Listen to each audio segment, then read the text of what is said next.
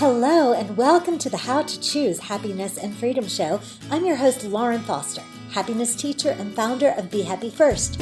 As a certified life mastery consultant, masters of wisdom and meditation teacher, and primal health coach, I'm on a mission to help 1 million women learn to be happy and free on purpose. Healthy, wealthy, and joyfully living life on your own terms. Happiness is a choice, and you can always choose to be happy first. Thanks so much for being here. Now on to today's episode.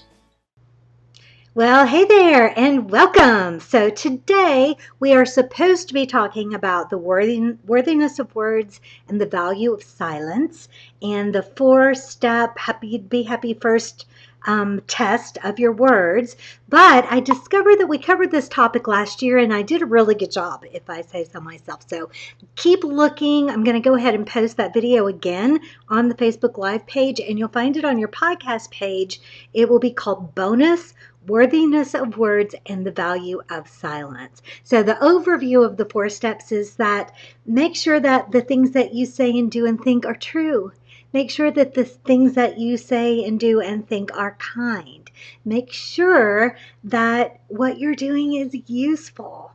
And this doesn't mean productive. This doesn't mean responsible. This can mean fun. This can mean fulfilling. This can mean satisfying. This can mean uplifting. Useful is a really, really useful word. So you can look at that in a lot of different ways. And then finally, does it improve upon the silence?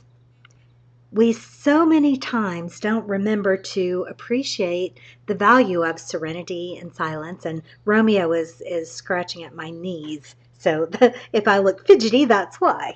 Hello, little guy. All right. So if that interests you, go and look at that other video, listen to the audio, educate yourself, and add this tool to your toolbox. That's what we're doing here. Every single episode of the show, every post that we do, every course that we create is to give you tools to put in the toolbox of your life that will help you to create the life that you want. Now, if you think about this, every craftsman has a toolbox. So a carpenter has his tools, an online entrepreneur has her tools. You know, we have all of these different pieces of technology, and some of them we use every single day, many, many times a day. Some of them we bring out for special occasions. This is the same thing with your life skills. I'm going to recommend that you meditate every day. I'm going to recommend that you journal every day. I'm going to recommend that you do the 5 magic steps, which will provide you the link to learn all about that, a video and a guide of the 5 magic steps to create your days on purpose, and other tools that we talk about all the time that you can pick up and put down and pick up and put down and play with and see which ones serve you the best. So do you find yourself speaking negative words? Then this toolkit, this tool of putting your words through this 4-step test is going to be really, really useful for you. Now, if you find that you are already really good at finding the positive and choosing positive words and protecting yourself from accidental words that try to get into your brain and influence your thinking, then maybe you don't focus so much on this and you focus on something else. Maybe it's self-talk that we're going to talk about later on in the month and the stories that you tell. But add these tools to your toolbox and use them and play with them and get good at them. And in this way, you'll build a life that you are totally in love with. You're going to figure out this beautiful balance between being absolutely in love with your life today and in eager anticipation of all the things that you know you are creating, that the universe is bringing you for your tomorrows and your future. So a lot of times we get so fixated and in love with what we're dreaming of that we forget to love where we are, and we're just wanting and wanting and wanting from a place of lack. So, I can't wait for that to get here because then I can be happy. It's never going to happen that way. We're learning to be happy first and getting ready to be even happier.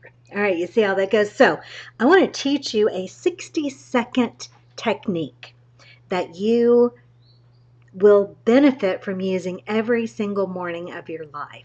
And that this will begin to craft your days in the way that you want them to be. And what you do is, as soon as you wake up, before you even open your eyes, think of 5 things that you love. 5 things that you appreciate. Now, this is not like your magic orchid where we want you to choose a different one every day. We want this to be as easy as it can possibly be for you. So if they're the same 5 things every day, that is absolutely okay. But what you're doing here is you're teaching your brain that you're the one that's choosing what you think about. You're the one that's being in charge of what's gonna happen in your day. You're not just gonna be responding and reacting and picking back up the old vibration of things left undone yesterday, of, anything negative that's going on in your life. You start off in the morning with a clean slate. So mine might be, for example, I love that I get to wake up whenever I want to, that I don't have an alarm. I don't have a schedule. I can let my body rest as long as it wants to. And this feels so good to me. I love that I got a great night's sleep. I love the sweet little kitten that's laying against my leg. I'm so looking forward to the things that I have planned for my day today. I love my little home nestled in the mountains that's so quiet and so dark and so secluded and serene. And so those 5 thoughts got me all lit up and in love with my life. And then I hang on to that feeling for the rest of the day. And I promise this won't take you more than 60 seconds. Take as long as you like. But don't think, oh, another thing that I have to do. You don't. This is a tool that you are going to choose to use, and it's not going to take you very long to do it. So 5 things that you love, that you appreciate. If you like the word gratitude, if you like things to be grateful for, then use that. I personally think that love and appreciate are higher vibration words than gratitude, because gratitude seems to be dragging along all the things that are lackful. So I'm so grateful for my comfortable bed because lots of people are sleeping on the ground. That is true. But is it necessary and is it helpful? No, not really. But I love my bed. I love my pillow. I love my bedroom. I love the sound of my dog snoring at my feet. I love the feel of my amazing sheets. I love that I have a business that fills up my heart and makes me eager to get up and get to that every day, whatever it is for you. Now, if you're in a bad place, if you are really just struggling to get through the day, if you're struggling with depression, if you are just really in a terrible stuck place, don't expect yourself to be able to leap all the way to just bursting and overflowing with happiness. It doesn't work that way. You don't have access to thoughts that are at this vibration when your set point is way down here. You can't really see me on this screen. So find the thoughts that feel the absolute best that you have access to. Maybe you're just grateful that you got to wake up today.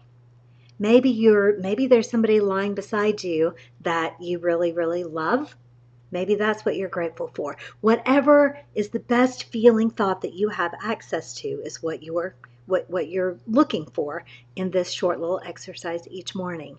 And then go ahead and open your eyes and feel how you feel. Feel that you have deliberately decided what plane of existence you're going to be on today, how you're going to feel, what your vibrational set point is going to be for this day, and then hang on to that for as long as you can. And you might find that it doesn't last until you get your teeth brushed. That's okay. You try again the next day. You try again the next day. You just reach for the best feeling thought that you can have, and you start off with your best chance first thing in the morning, because nothing's happened yet. Nothing's happened to upset you. Nothing's happened to try to drag you down or worry you or make you anxious. You have the clearest access and the least momentum in any direction built up first thing in the morning. Now, you can take a nap, you can meditate and get yourself reset during the day. You don't really have to wait until the nighttime comes and you get a full night's sleep before you clean your slate. You can make a choice all throughout your day to choose how you're going to feel again. But if you get in the habit of doing this first thing in the morning, it just gets easier and easier and easier. And then you're going to be so in love with this, you're going to, oh, I want more of this. I want to do more of this. And then you can go and do the 5 secrets, the magic orchid, the affirmation statements, the creation statements, the engaging with your vision and writing down a few things about how that feels. And before you know it, you're just going to notice at every turn that the universe is just plopping things in your lap. I was talking with my sister. I don't think she'll mind telling this. It's not intimate or anything, but she had vaguely on her mind that she needed to buy toilet paper, and she was in Walmart on the other side of the store, and there was toilet paper on a rack where it didn't belong. So she didn't have to walk across the store. So it begins to feel like you think things and then they happen.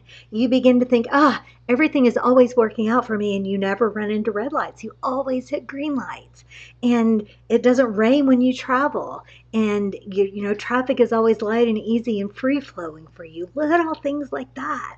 And then bigger things. You might win the lottery. You might get the job of your dreams. You might have $1 million idea that just grabs hold of your soul, and you can't help but be pulled in the direction of that idea and all of the riches that come along with that. So the first thing that you do, though, is you get in touch with you. You give yourself permission to be who you really are. You give yourself permission to decide the kind of life that you want, to own the fact that you are worthy of whatever kind of life that you want, and then have the courage and the confidence and the just the belief that all you have to do is get lined up with and stay in that feeling, and those things will happen. They have to.